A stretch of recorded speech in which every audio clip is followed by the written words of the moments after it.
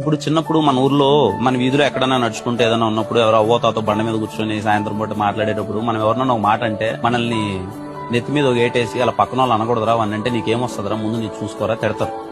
అంటే పక్కనోడిని అనడం వల్ల నీకేమి రాదు. ఫస్ట్ నీకంటూ ఒక లైఫ్ ఉంది, అమ్మా నాన్న ఉంటారు, మన సాధారణమైన కుటుంబాలు, పర్టికులర్లీ మనలాంటి కుటుంబాలు ఏంటి మనం ఏం చూసుకోవాలి. అమ్మా నాన్న హ్యాపీగా ఉన్నారా? వాళ్ళు హ్యాపీగా ఉండడం ఏంటి?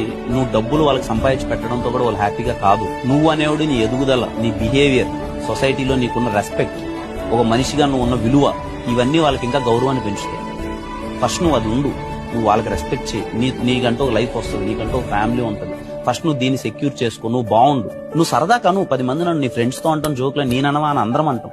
కానీ అదే పనిగా వేరే వాళ్ళ లైఫ్ మీద అనడం వల్ల నీకేమీ రాదు. It will impact you. ఇప్పుడు నేను ఎవరైనా పొరపాటున ఏదైనా ఒక మాట అనేస్తే కర్మ అది రియల్ ఇట్స్ దేర్ ఈజీగా. మనం ఈ రోజు మనం ఏదైనా ఒక మాట ఒకరు